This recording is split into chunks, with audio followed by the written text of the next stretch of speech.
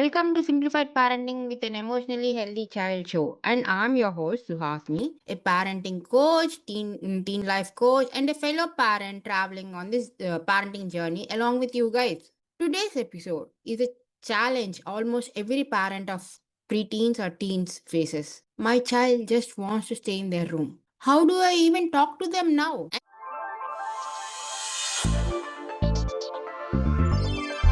And my dear friends, let me start this episode with this reassurance. Teens staying in their room is quite normal. It doesn't mean they had disconnected you from their life. It means they are growing up. In fact, let me share with you a small incident that happened in my WhatsApp community called Simplified Parenting with Suhasini. Recently, a mom came back to me to mention about the beautiful transformation that happened in her parenting journey. You know why this beautiful transformation happened?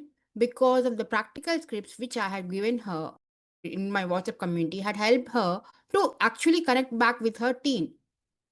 In earlier, her teen had stopped sharing anything with her because he felt moms don't understand all the boy stuff. With just these simple conversational starters, she had rebuilt that bridge and removed that feeling from her child's brain. And now mom and son are the best buddies ever. So today let us learn exactly what those tools are and how I help her so that you can also use it in your parenting journey with your teen. First of all, let us try to understand why this happens that teen always wants to stay in their room. They retreat into their room because they want independence. Their brain is seeking privacy and autonomy. They feel overstimulated after school, activities, friendship, social media, everything. It's their room which gives them that emotional protection without any judgment. It's their safest heaven possible on this world.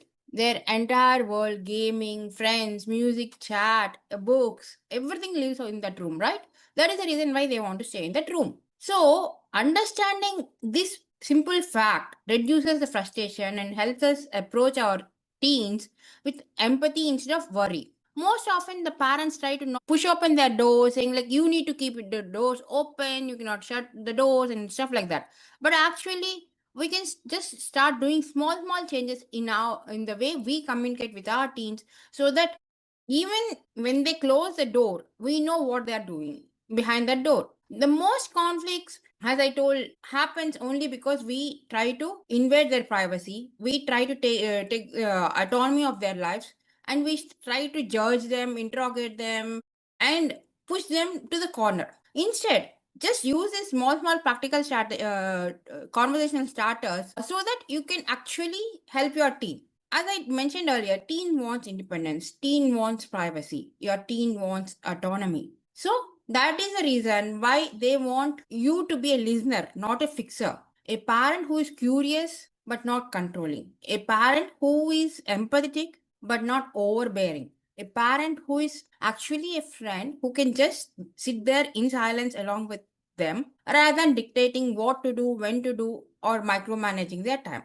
So, how do we do that, my dear friends? This is what exactly one mom in my WhatsApp community has asked. So, I suggest her these small steps. Use the time appropriately. Try to decide what is the right time to start talking to your child.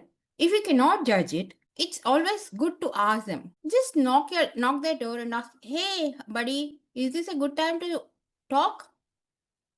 But if your child says no, fine.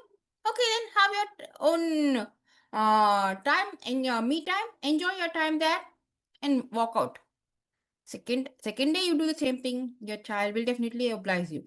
Or if not on the second day, after a week he'll definitely oblige you. He or she will definitely oblige you. Always micro conversations work best with your preteens and teens. I just want to check with you whether everything is okay or not. Okay. If they say okay, fine, leave it. Don't prod too deep at that point of time. Slowly they'll start opening up with the funny incidents that happened in the school or on the social media. They might come back to you to show an interesting reel. When they show you an interesting reel, don't make any comments or judgmental remarks on the reels.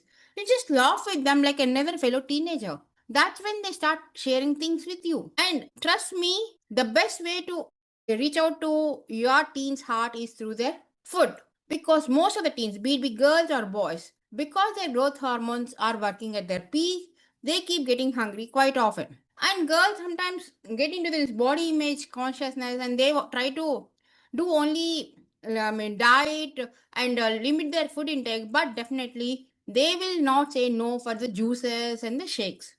And the same thing happens with the boys. Boys always want to eat something or other.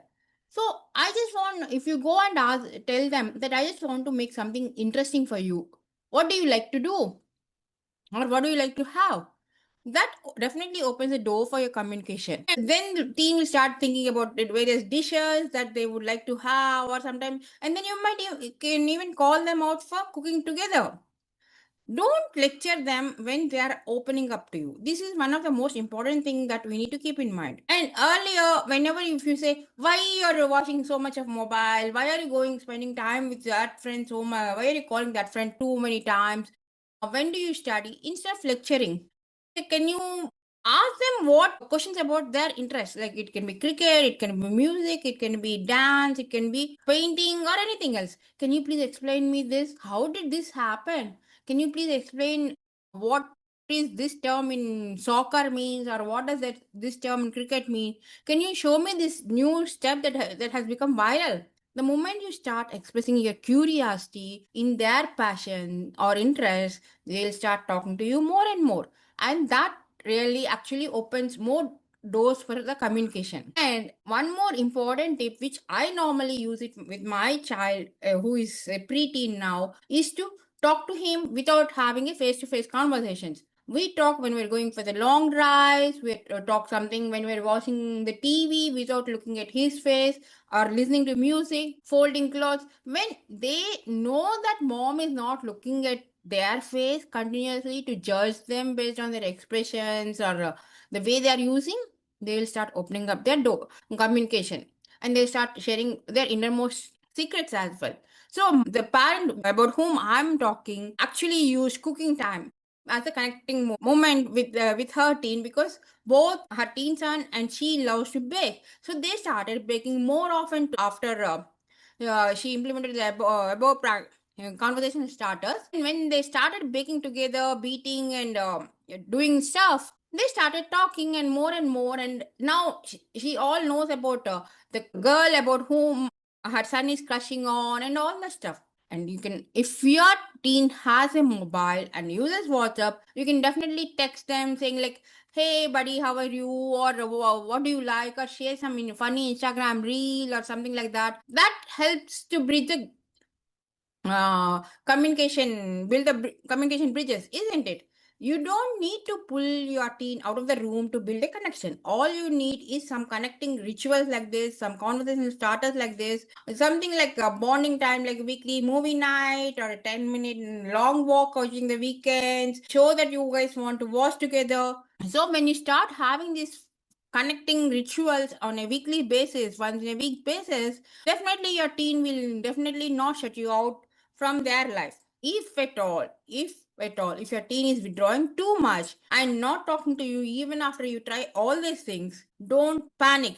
Don't force them. Instead, tell them that I notice you're spending a lot of time alone and I'm trying to connect to you, but you're not doing it. What do you want me to do? I want to be there for you. That's all. That's all. No further lecturing, no further forcing your child to talk. When you keep repeating this time and again, definitely your son will start opening up. Your son or daughter will start opening up to you, and they'll definitely come and say, thank you for not pushing me. And then they'll start sharing with you.